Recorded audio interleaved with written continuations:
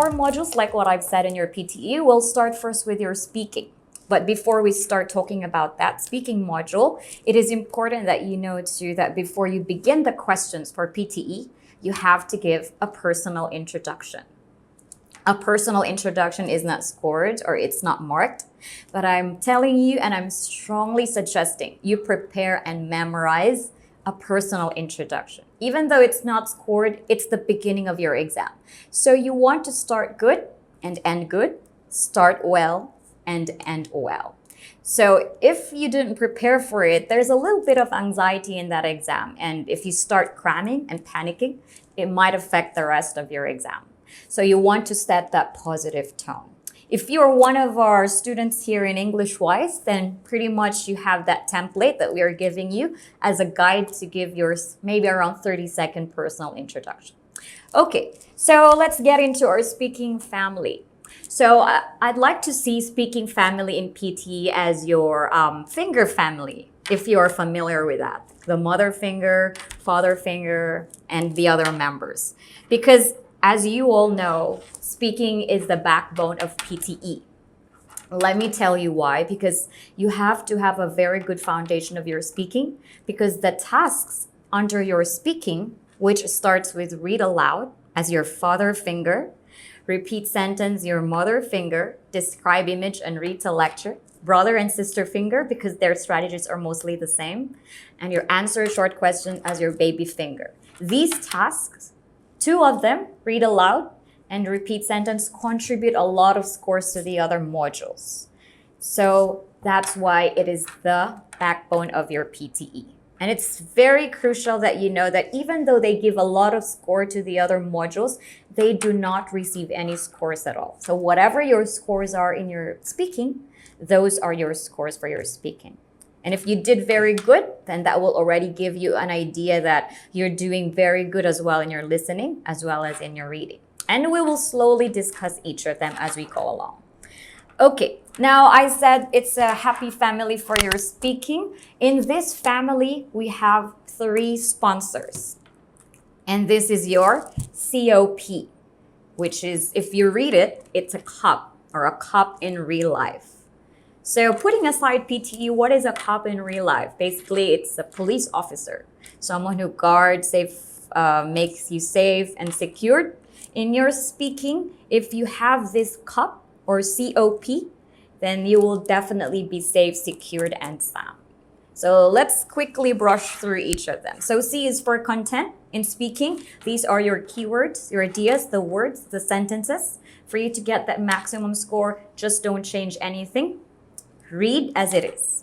Oral fluency is how you speak the words continuously without any interruption, just like that of a characteristic of a fluid. It's flowing. So you only pause when it is necessary. Pronunciation is how you speak words correctly based on the English standards. So if you're one of our students here in EnglishWise, we actually offer a lot of special classes in terms of pronunciation that can definitely help a lot in getting that maximum score for your speaking. So now we are going to start with your read aloud. So in read aloud, you will get around 6 to 8 questions for PTE. So what is basically a read aloud? So as the name suggests, you're going to read aloud. So a passage is shown on your screen, and then you're just going to read it.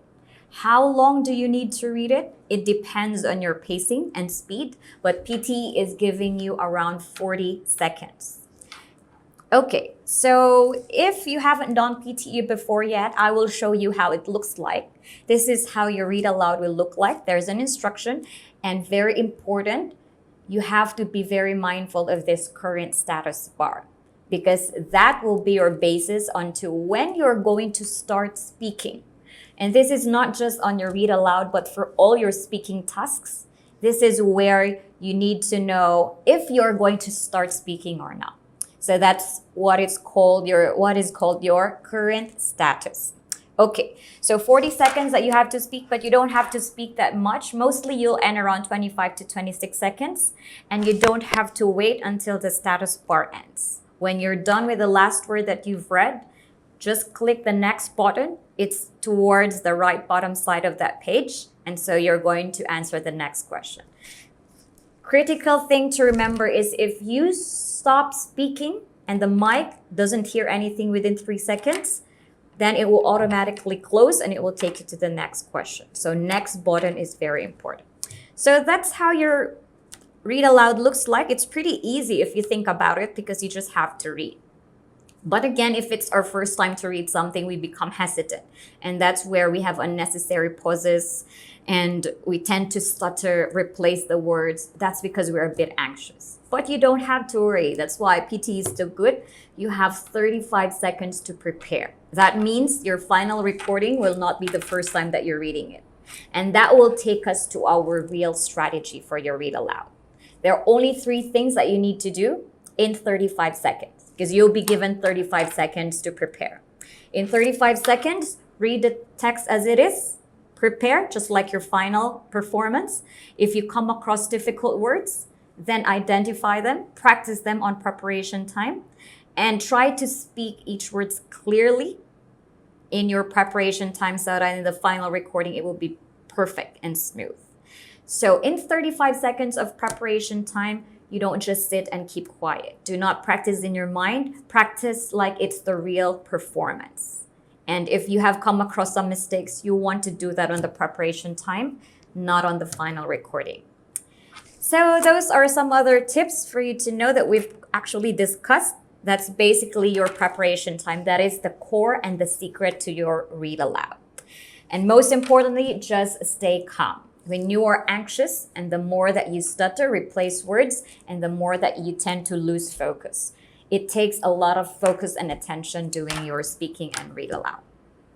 Okay, so the next question in your speaking is your repeat sentence, which is composed of around 10 to 12 questions. So what happens in repeat sentence is you are listening to an audio and then there's a long sentence that you'll be listening, and then you have to repeat it back to the computer exactly as how you've heard it. So this sentence could be 9 to 17 words in length. So that's the tricky part of it because this one involves our memory. So most of the time, we forget some of the words because it's quite long and we are so anxious. That's why we have strategies in place in order for you to get as much content as you can. So there are 2 things to remember in your repeat sentence. First, the number of words that you're getting, that's your content. Those are the scores that you will be getting that will be transferred to your listening. Second thing is, whatever you remember, you have to speak it or to repeat it back to the computer with good oral fluency and pronunciation. So again, it hits 2 modules, your speaking and your listening. Okay, you can get as much as 30 to 36 points for this. Let me tell you how, which can be transferred to your listening. If in 75% to 100%, that's 3 points. If you got 50%, that's 2 points. If you got less than 50%, that's 1 point. So what you need to remember is do not give up in your repeat sentence. Let's say you were really so stressed when you listen to it, and then you're not saying anything at all on the final recording. Try as much as you can to remember anything. Whatever it is, just say it. Who knows? It's already 50%. Something is always better than nothing. So there are strategies in place because this one involves our memory. The first strategy is while listening to the recording, you write the initials as much as you can. Initials are the first letter of each word. This is to let you know and give you a sign that this word exists. You have to write as fast as you can. For some people, they always remember the first part, but they forget the last part. So it's a combination. So memory plus initials. And the other ones remember the last and then forget the first. So it's the other way around. So it's still a combination, and then that works for them to repeat the sentence completely. Now, which strategy is the best? It depends per person because we are all different in terms of our memory and caliber. How will you figure that out? Through constant practice. This one really needs constant practice because this is something new that we are doing. Like we're not used to repeating someone's saying something, right? So just be patient with this question because this can give you a lot of points. 30 to 36 points, both speaking and listening. Okay, so let's go now to your brother and sister finger, your describe image and your read to lecture. So their strategies are mostly the same in that you are to speak still in 40 seconds, but you don't have to complete the 40 seconds. You just have to speak around 35 to 30 seconds, and that's already sufficient. Let me talk about describe image first. So what comes into your mind when you hear describe image? So obviously you have an idea there is an image. And in fact, that's what happens on your exam. If this is the first time you're doing it, there will be images shown on your screen, and PTE will ask you to describe that image in, again, 35 to 36 seconds. That's sufficient. And you're going to describe it into 3 parts. You have the introduction, the body, and the conclusion. Now, if you are not yet one of our students, it might be a bit difficult to think of the describe image because first there's time pressure and you don't know how to start, how to end, what to say in between, and so on. Because you only have 25 seconds preparation time for your describe image. And it might not be enough for you to compose everything. But the good news is, what we offer here in EnglishWise is for our students, you have already your template to make our lives easier. Introduction, conclusion is done for you, and you can definitely use this template for all describe images. So what you're going to prepare now on your 25 seconds preparation time is the body of your describe image. So I will go through it with you step by step. So for example, these are the kinds of images that you will see on your exam. Could be a bar graph, a line graph. There could also be images that don't have much in them, but you don't have to stress so much. Again, describe image. It's not analyzing image, so you don't have to worry. It's just imagine like you are telling a blind person what you are actually seeing in that image. So you don't have to analyze things, just really describe what you are seeing. Okay, so if this is your describe image, let's say I have this paragraph in front of me. So what I need to do is to plan. Remember, you have 25 seconds preparation time. In that preparation time of 25 seconds, do not just sit and wait. What you need to do is to have an order of your describe image, right? So your introduction is already there, your conclusion is already there. What you need to plan is, what is the order of the keywords that I'm going to say in the body of my describe image? So if the image is a paragraph, preferably you start with the title. And then if you want, you can go to the left side.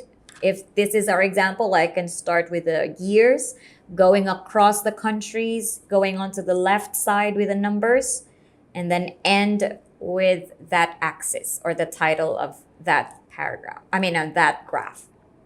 So basically, you have to plan in your 25 seconds preparation time.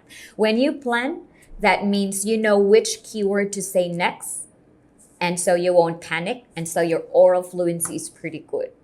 Okay, so let's say again, this is our graph now. I've already prepared. What I'm going to do is there are only 3 things that you have to remember in your describe image. First of all, memorize your template. So again, if you're a student here in EnglishWise, you should already have that template. You should memorize the intro and then the conclusion. So you start off with that, and then the next thing that you need to remember is the body of your graph. So what does the body include? So in your template, the body starts with, from the image I can see. And then that's where you insert 3 keywords in that sentence. So from the image I can see keyword 1, keyword 2, keyword 3. Going back to this example, you would say, from the image I can see oil production capacity.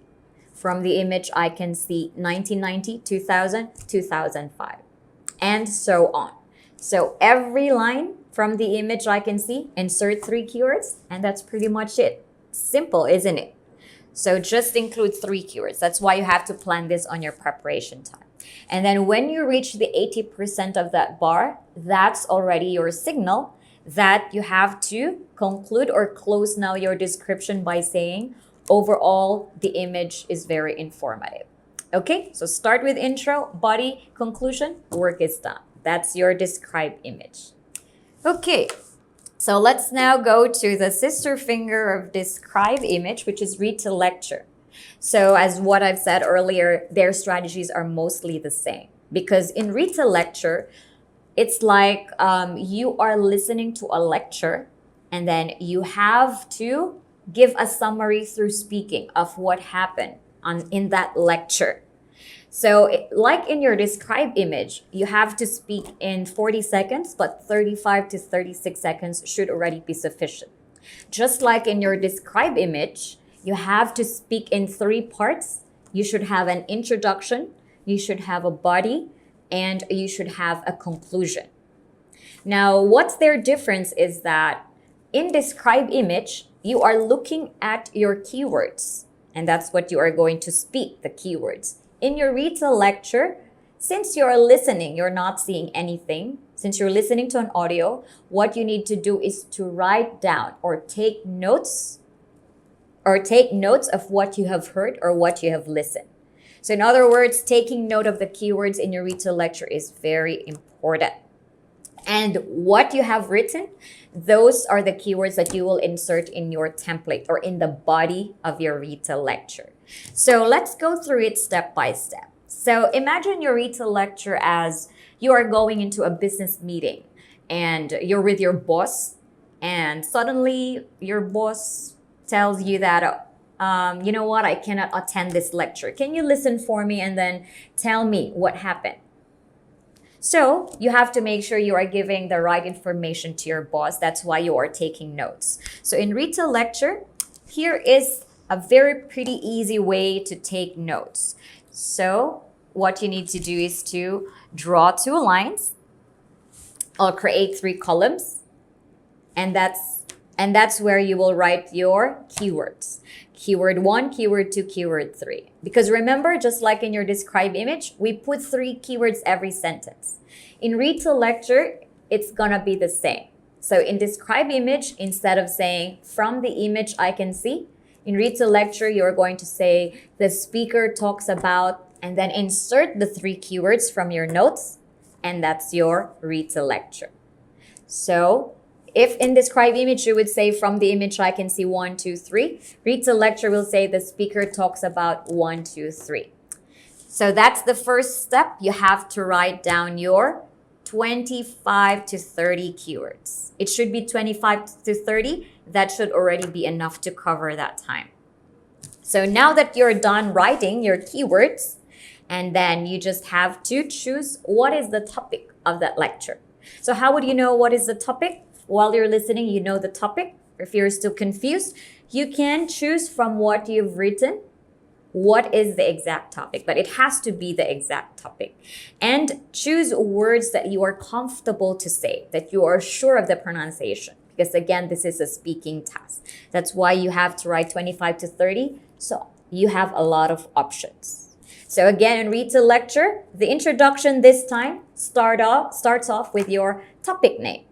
And then the body the speaker talks about plus 3 keywords from your notes.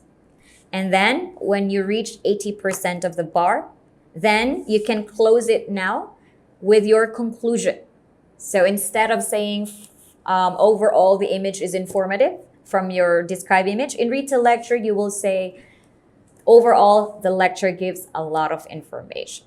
And that's your read to lecture. 2 things that you have to remember: note taking, because the keywords that you are getting and you are writing from the lecture that you've listened, these are your scores or the content scores that you'll get and will be transferred to your listening module.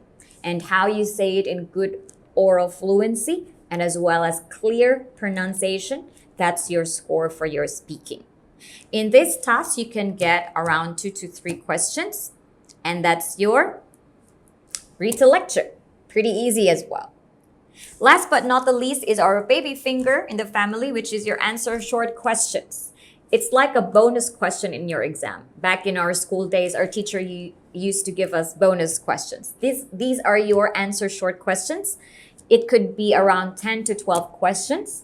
And these questions are anything under the sun, general knowledge or stock knowledge. Now, the key thing here is to speak anything. I mean, not anything, but you have to speak. What I mean by that is if, for example, you don't know the answer, still you have to speak. And when you know the answer, you just have to speak it in one word.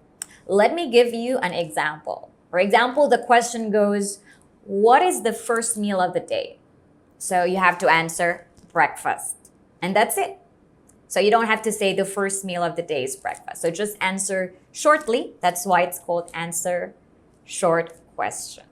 Now, if you don't know the answer and if there are options to that question, let's say, what is the second meal of the day? Breakfast, lunch, dinner. And if you're not sure, just repeat the options. Breakfast, lunch, dinner. And that's it. And then if the question didn't have any option at all and you really don't know the answer, let's say, what is the total height of this mango tree? Let's say you don't know that answer. So you would just repeat a part of the question. Do not stay quiet. You have to say something. Again, something is better than nothing. So you'll just repeat a portion of that question, height of a tree or height or tree. So don't stay away from the question. Remember, it's a computer-based exam. So just stick to the keywords and say something, still with confidence. Because again, this is still under your speaking test. Okay, why is it not that important? Because if you get the answer right, that's additional 1 point for you. If not, nothing happens. So that's why it's like a bonus in your exam. Okay, and that's actually all for your speaking family. So remember, attention, focus, confidence, and then training. Practice the templates, memorize them, and keep practicing. And you'll definitely be able to smash that 90 in your speaking.